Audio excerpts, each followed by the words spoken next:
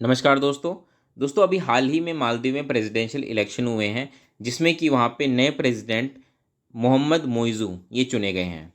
मोहम्मद मोइज़ू को pro China कहा जाता है और इस वजह से क्या है कि अभी इंडिया के लिए कंसर्न बन चुका है, क्योंकि अब वहाँ पे एक प्रो चाइना गवर्नमेंट हमें देखने को मिल रही है।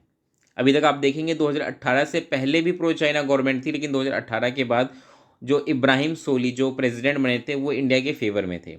लेकिन अब क्योंकि वहाँ पे नए प्रेसिडेंट बन गए हैं तो इस वजह से फिर से इंडिया के लिए कंसर्न बन चुका है, क्योंकि आप देखेंगे कि इंडिया की बहुत सारी स्ट्रेटजी रही है, खासकर जो इंडियन ओशन रीजन है वहाँ पर आप देखेंगे तो मालदीव एक इंडिया का एक स्ट्रेटजिक पार्टनर है और चाइना को काउंटर करने के लिए तो बहुत ही ज़्यादा इंपॉर्टेंट है।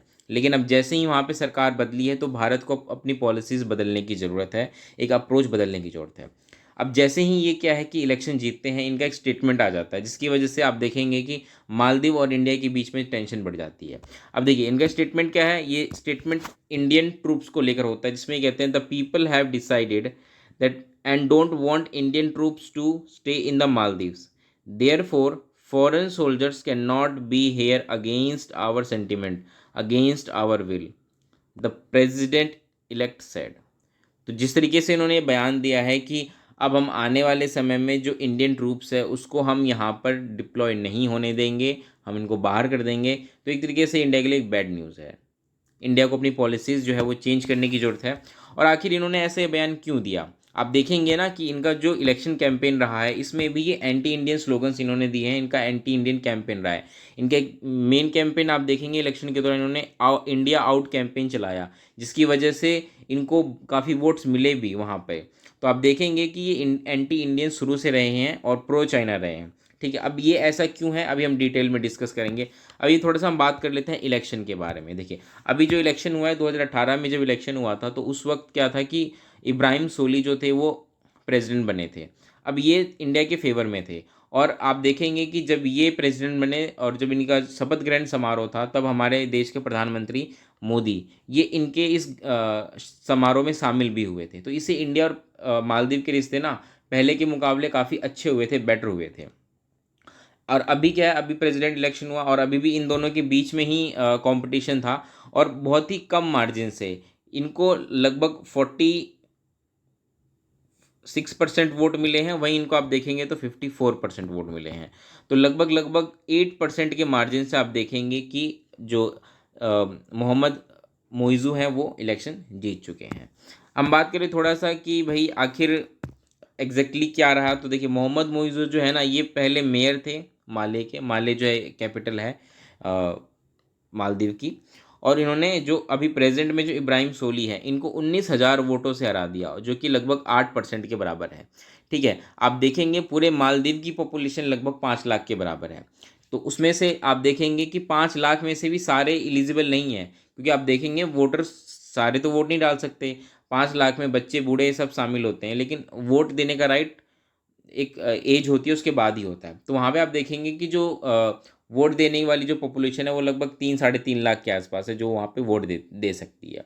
तो इतने कम पॉपुलेशन है और उसमें 19,000 वोटों से हार गए, जो कि लगभग 8% मार्जिन को दिखाता है। ठीक है, तो इस तरीके से आप देखेंगे कि इनका जो मार्जिन है वैसे 8% है, लेकिन वोटों की संख्या बहुत कम है क्योंकि वहाँ पे पॉपुलेशन भी बहुत कम है।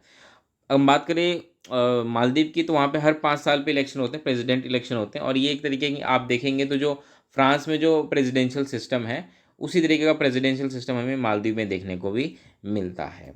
और जो ये रिजल्ट है ये इंडिया के लिए बहुत ही अपसेट न्यूज़ है।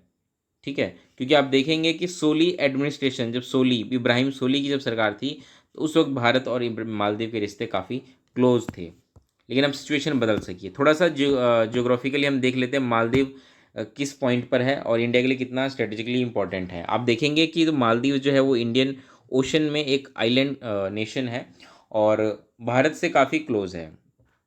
साथ ही साथ आप देखेंगे कि भारत की जो भारत का एक प्रोग्राम है सागर, उसके लिए भी मालदीव बहुत ज़्यादा इम्पोर्टेंट है। वहीं चाइना भी मालदीव को बहुत ज़्यादा इम्पोर्टेंस देता है, क्योंकि चाइना की अपनी जो पॉलिसी है उसकी स्ट्रिंग ऑफ पर्ल्स, आप अभी मैं आप डिस्कस करूँगा इस बारे में, उसको लेकर वो मालदीव को बहुत ज़्यादा स्ट्रेटेजिकली इंपॉर्टेंट चाइना भी देता है। तो इसके साथ साथ आप देखेंगे इंडियन ओशन में जिस तरीके से चाइना की बढ़त बढ़ती जा रही है तो उसको काउंटर करने के लिए भी मालदीव बहुत ज़्यादा इंपॉर्टेंट है। तो इस तरीके से आप देख लीजिए जियोग्राफिकली मालदीव की जो ये लोकेशन है ये मालदीव है और इसकी जो कैपिटल है वो है माले। ठीक है, चलिए हम आगे बढ़ते हैं, थोड़ा सा हम बात कर लेते हैं मालदीव और इंडिया के बारे में। अगर आप देखेंगे तो मालदीव जो है वो इंडिया का एक की मैरीटाइम नेबर है जो कि मेनली इंडियन ओशन रीजन में है और एक स्पेशल रोल रखता है ये इंडिया के लिए, क्योंकि अगर आप देखेंगे प्राइम मिनिस्टर का जो विज़न है सागर, सागर मतलब security and growth for all in the region, और इसके साथ साथ जो इंडिया की पॉलिसी रही है नेबरहुड फर्स्ट पॉलिसी, इन दोनों ही पॉइंट ऑफ व्यू से आप देखेंगे तो मालदीव जो है वो इंडिया का एक स्ट्रेटेजिक पार्टनर है। वही हम बात करें कि इंडिया और मालदीव के बीच में बहुत सारे सिक्योरिटी पार्टनरशिप भी चल रहे हैं, जैसे कि अभी रिसेंट में इकू वीरिन ये एक्सरसाइज जो कि मिलिट्री एक्सरसाइज थी वो दोनों देशों ने परफॉर्म की। वहीं दोस्ती का था ऑपरेशन शील्ड जो कि 2021 में शुरू हुआ था। ये कुछ ऐसे एक्सरसाइज हैं जो कि सिक्योरिटी पार्टनरशिप को दिखाते हैं कि इंडिया और मालदीव आपस में कितने ज़्यादा जॉइंट जो एक्सरसाइज कर रहे हैं।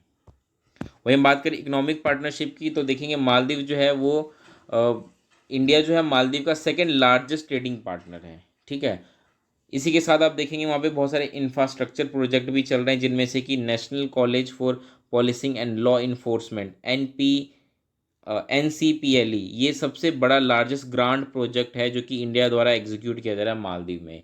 तो इस तरीके से आप देखेंगे मालदीव कितना ज़्यादा इंपॉर्टेंट है। इसके साथ साथ इंडिया ने वहाँ पे कुछ बेसिस भी बना रखे हैं मालदीव में।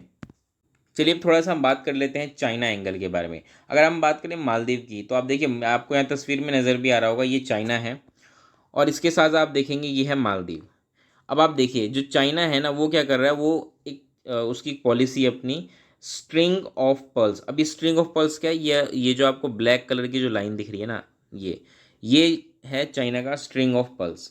इसके थ्रू क्या करता है चाइना कुछ जो मेजर सिटीज़ या आइसलैंड्स हैं उनको वो कनेक्ट कर रहा है थ्रू वाटरवेज लैंड वेज जो भी पॉसिबल होता है उस तरीके से वो इनको कनेक्ट कर रहा है। और यहाँ पे वो अपने मिलिट्री बेसिस बना रहा है, साथ ही साथ जो कॉमर्शियल बेस भी बना रहा है, जिससे कि वो अपने ट्रेड को भी बढ़ा रहा है और मिलिट्री बेसिस भी वहाँ पे बढ़ा के अपनी प्रेजेंस वहाँ पे शो कर रहा है। इससे क्या होगा कि वो बाकी देशों पर भी काफ़ी हद तक इन्फ्लुएंस कर सकता है उसको, खासकर वो जो छोटे देश हैं उन पर वो ज़्यादा कंट्रोल करता है, उनको लोन देता है और उस तरीके से धीरे धीरे वो अपने वहाँ पे प्रोजेक्ट स्टार्ट करता है। और आप देखेंगे कि इस जो चाइना की जो ये स्ट्रिंग ऑफ पर्ल्स पॉलिसीज़ की वजह से आप देखेंगे कि ये इंडिया को तीनों तरफ से घेरने की कोशिश कर रहा है। देखिए यहाँ तो चाइना का प्रेजेंस हमें देखने को मिलता ही है इस रीजन में चाइना का, साथ ही साथ चाइना इस तरीके से भी इंडिया को घेरने की कोशिश कर रहा है, वो जगह जगह अपने मिलिट्री बेसिस बना रहा है। तो इस तरीके से आप देखेंगे कि इंडिया की सिक्योरिटी रीजन से भी जो है ये मालदीव बहुत ज़्यादा इंपॉर्टेंट है और इसीलिए जो इंडिया के लिए कंसर्न जो है ये बन चुका है कि किस तरीके से अब हमें मालदीव को टैकल करने की ज़रूरत है, क्योंकि हमें सिर्फ मालदीव ही नहीं चाइना को भी काउंटर करना है। तो इस वीडियो में दोस्तों हम इतना रखेंगे। आई होप आपको वीडियो पसंद आई होगी और जो हमने अभी तक बात की इंडिया और मालदीव के रिलेशंस की वो भी आपको समझ में आया होगा। चलिए मिलेंगे अगली वीडियो में दोस्तों। इस वीडियो में इतना ही, तब तक के लिए नमस्कार।